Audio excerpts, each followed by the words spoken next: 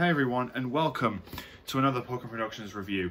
And if you're wondering why I look a bit brighter than usual, I've got my ring light on. I use the tripod to steady my camera, and it's getting a bit dark now, so I'm going to be doing this with the light on. So today, I'm going to be reviewing a game I recently beat, Marvel's Avengers. Now, this game, I love this game so much. It's amazing. Such a great story. Such a great gameplay mechanic. I just love it so much. So, when I first heard this game and I saw the trailers and I saw the game and saw the footage, I honestly thought it was going to be like Marvel's Spider-Man on PS4, sorry. God, I don't know why I said PS1. PS4. It's definitely PS4. Then I realised these two games are completely different. Whereas Spider-Man is based on, like, beat-em-up gameplay similar to the Batman Arkham series, Avengers is based on, like, an action RPG element with a gear system. So let's have a look at the back of the box. Embrace your powers. In a future with superheroes outlawed, you must reassemble, rebuild, and customize the disbanded Avengers to stop AIM, then defend the Earth from escalating threats on an ongoing basis. Play an original Avengers story and assemble online in teams of up to 4 players.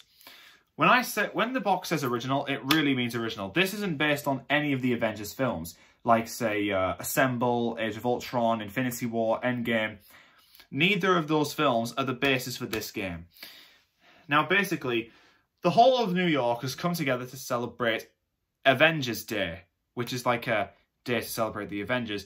But then there's this whole big attack, and Taskmaster shows up for Terrigen crystals, and then Captain America destroys the reactor of a ship, and it leaves people with alters to their DNA, and they dub the day A-Day instead. And what happens afterwards is that superheroes are, of course, outlawed, and the people whose DNA have changed and they've gained superpowers, they're called Inhumans, and they face discrimination. Now, one of these Inhumans, Kamala Khan, is actually the main character of this story. If you're wondering, that's her right there. Now, Kamala Khan is known in comics as Miss Marvel.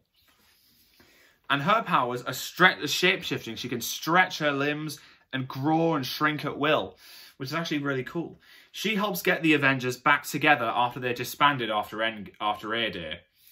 So they come together and they face off against George Tarleton, who has become the evil genius known as Modok. And Modok is a very famous villain. If any of you have Disney Plus and Marvel fans, then you'll probably know about Modok's very own show that's a Star original, because it's an adult cartoon. Or stop-motion animation. Anyway, Modok's the main villain of the game. And I have to admit, the fights and the mission, you choose the mission by going to the war table of the Avengers ship, the Chimera. And you choose different missions, and you have to complete a certain objective. Now, in this game, you play as 6 different characters. You play as Hulk, Thor, Captain America, Iron Man, Black Widow, and of course, Miss Marvel. And according to this is exclusive to PlayStation, Spider-Man comes to Marvel's Avengers. Now, Spider-Man was never featured in the story, so I'm guessing he's a DLC pack or something. And you know what's actually cool? You know when I said that I thought it would be like Spider-Man? Well, I was wrong on 2 different things. I was wrong on 2 different ways.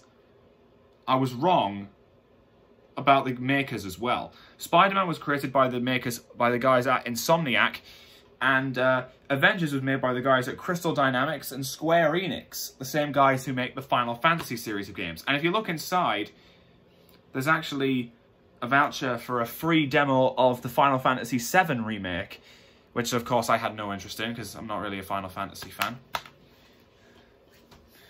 So, the story itself is pretty good, and the gameplay, it's actually rather cool because there's RPG elements, and then there's dodging, there's attacking, there's light and heavy attacks, and you get to use different special attacks like Hulk rampaging and charging through everything, Thor teleporting in with a bolt of lightning, Captain America hurling a shield, and Iron Man's unibeam. That's all really cool. And yeah, I really enjoy it. And there's also the gear system, which allows you to customize your own Avengers. But the strange thing about that, even though I was customizing everything, the gear never really showed up for some reason. I just don't know why. It's a bit of a tidbit. A bit lazy, if you ask me, getting the gears and not showing it. A bit lazy. But overall, Marvel's Avengers, a really good game. If you're a Marvel fan, if you're an Avengers fan, this could be a good game for you. And I've beaten the main campaign, but that's not even the end of it. There are 2 more campaigns for me to go through. One with the Kate Bishop version of Hawkeye and the Clint Barton version of Hawkeye.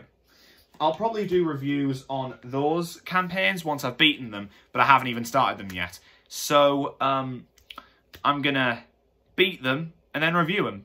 So, let me know your thoughts on Marvel's Avengers in the comments below. And hey, if you want to see me do a review of Marvel Spider-Man on PS4, let me know. Because I've actually been wanting to do this.